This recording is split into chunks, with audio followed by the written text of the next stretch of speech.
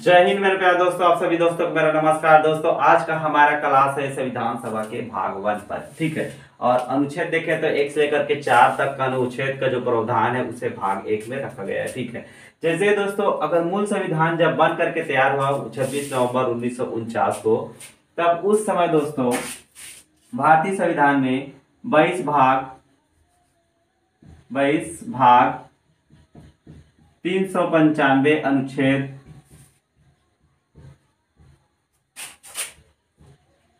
और जो है 8 अनुसूचियां थी, ठीक है, 8 अनुसूचियां।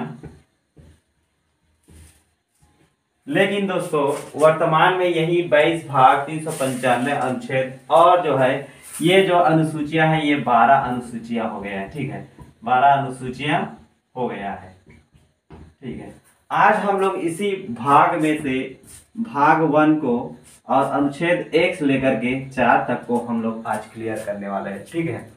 तो ध्यान से देखिएगा, ठीक है। आगे देखते हैं हम लोग। तो आगे मैं देखता हूं, फर्स्ट देखते हैं दोस्तों भाग 1। भाग 1 में जो है भारत संघ एवं राज्य क्षेत्र, राज्यों का क्षेत्र, ठीक है। भाग 1 क्या है? भाग 1 है आपका भारत संघ और राज्यों का क्षेत्र, ठीक है। इसके बारे में पढ़ेंगे। तो इसमें देखते हैं फर्स्ट आर्टिकल 1, ठीक है। आर्टिकल 1 यानी अनुच्छेद 1, ठीक है। अनुच्छेद फर्स्ट, अनुच्छेद फर्स्ट में यह लिखा होता है दोस्तों, भारत राज्यों का संघ है, भारत राज्यों का संघ, ठीक है। संघ मतलब यूनियन, ठीक है, यूनियन है। देखिए दोस्तों पूरा विश्व की मैं बात करूं तो विश्व में जो है 3 प्रकार के राज्य है, ठीक है। एक पहला तो ये कह सकते हैं कॉन्फेडरेशन बोलते हैं इसको, कॉन्फेडरेशन, जिसको हिंदी में क्या बोलते हैं? परिसंघ, ठीक है। दूसरा मैं बात करूं दोस्तों तो फेडरेशन होता है, इसे हिंदी में क्या बोलते हैं? संघ बोला जाता है। और तीसरा होता है यूनियन, जो हमारा देश है, ठीक है, यूनियन, इसे भी क्या बोलते हैं? संघ बोलते हैं, ठीक है, इसे भी हिंदी में संघ बोला जाता है। कॉन्फेडरेशन के कहने का मतलब यह होता है दोस्तों, परिसंघ कहने का मतलब यह है कि इसमें कई छोटे छोटे राज्य जो है मिल करके एक केंद्र बनाते हैं, एक देश बनाते हैं और उसको कुछ शक्तियां प्रदान कर देते हैं, जिसका वो क्या करने लगता है? उपयोग करने लगता है, ठीक है। इसमें चाहेगा जो है कई छोटे छोटे राज्य चाहेगा तो कभी भी अलग हो सकता है, ठीक है। यहाँ तक आप लोगों को समझ में आ गया है। तो ये क्या है?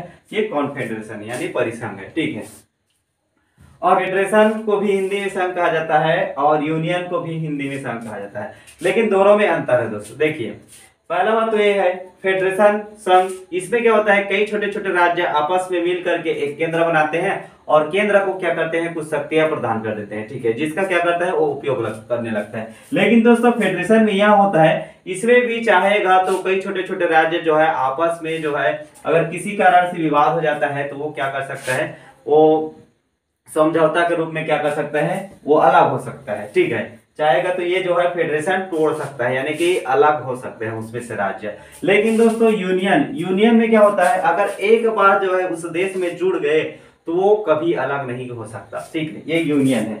और इस यूनियन में आता है हमारा भारत, यानी कि देश, भारत देश, ठीक है, हमारा भारत देश आता है। और कौन यहाँ पर फेडरेशन में आता है दोस्तों? जैसे कि अमेरिका। अमेरिका क्या किया गया है? अमेरिका जो है कई जो है राज्यों से मिलकर बना है, ठीक है। कुछ विवाद होने पर ये डील के माध्यम से क्या हो सकता है? अलग हो सकता है। और ये कॉन्फेडरेशन जो है आसानी से, सबसे स्वतंत्र ये होता है, आसानी से ये अलग हो सकता है। उसके बाद फेडरेशन अलग हो सकता है और यूनियन जो कभी अलग नहीं हो सकता। ये हमारा देश है, ठीक है। तो यहां तक समझ में आ गया होगा। तो इस प्रकार आर्टिकल 1 क्या कहता है? भारत राज्यों का संघ है, यूनियन है, यानी कि भारत जो है राज्यों का क्या है? एक यूनियन है, संघ है, ठीक है। और इसके राज्य कभी अलग नहीं हो सकते, ठीक है। तो यहाँ तक तो आप लोगों को बिल्कुल समझ में आ गया है। अब मैं आगे बढ़ता हूँ, बिल्कुल, ठीक है। अब देखते हैं हम लोग आर्टिकल 2 देखते हैं, ठीक है। अगर मैं आर्टिकल 2 का बात करूं दोस्तों, आर्टिकल 2 में यह कहा जाता है कि जो है संसद विदेशी राज्यों को मिला सकता है,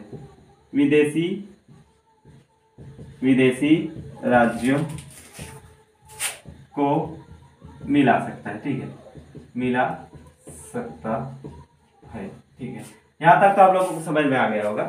तो संसद चाहेगा तो विदेशी राज्यों को क्या कर सकते हैं, मिला सकता है। कहने का मतलब ये हो सकता है दोस्तों कि जो है संसद विदेशी राज्यों को राष्ट्रपति के पूर्व अनुमति के क्या कर सकता है, विदेशी राज्यों को मिला सकता है। जैसे कि हम लोग क्या किए हैं, सिक्किम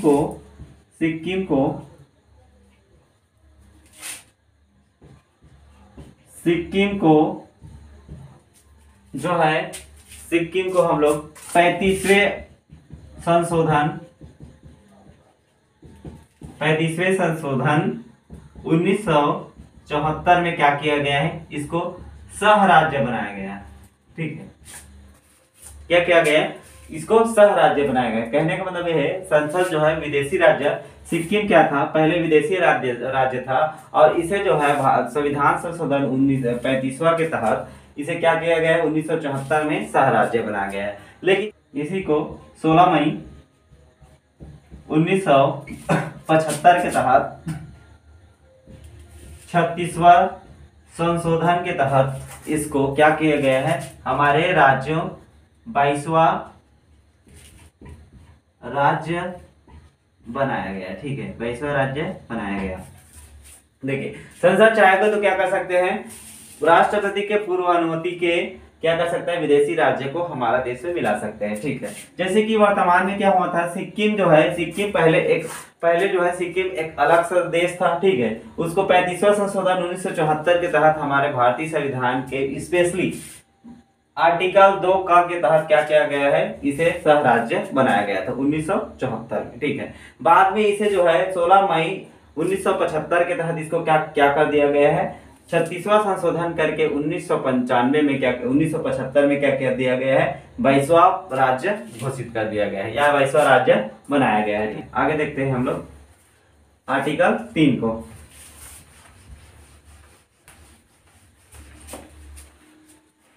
तो आर्टिकल 3 का बात करता हूं मैं। आर्टिकल 3 में क्या होता है दोस्तों, इसमें क्या कर सकता है, संसद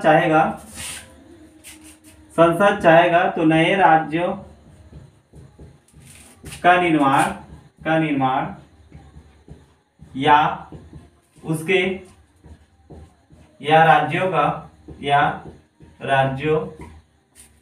का क्षेत्र सीमा या नामकरण कर सकता है, ठीक है, कर सकता है। देख आर्टिकल 3 क्या कहता है, आर्टिकल 3 यानी संसद चाहेगा तो नए राज्य का निर्माण कर सकता है, या तो फिर उस बनाए गए राज्य का क्या कर सकते हैं, नामकरण या सीमा में चेंज कर सकते हैं। जैसे कि 1 नवंबर 2000 को क्या किया गया था, मध्य प्रदेश को तोड़ करके छत्तीसगढ़ बनाया गया था, ठीक है। जैसे कि 1 नवंबर 2000 को क्या किया गया था, मध्य प्रदेश को तोड़ करके छत्तीसगढ़ बनाया गया था, और उत्तर प्रदेश को तोड़ करके जो है उत्तरांचल बनाया गया था, बिहार को तोड़ करके झारखंड बनाया गया था। तो इस प्रकार से उनके जो है नए राज्य का उसमें निर्माण किया गया था, ठीक है। तो यहाँ तक आप लोगों को समझ में आ गया होगा।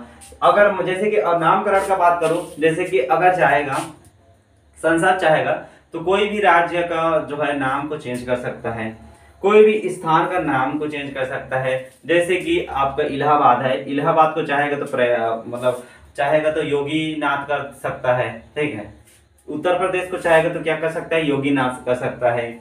अगर कोई दूसरा राज्य की बात करो, दूसरा राज्य के किसी भी क्षेत्र को अगर संसद चाहेगा तो उसके नाम में भी क्या कर सकता है, परिवर्तन कर सकता है।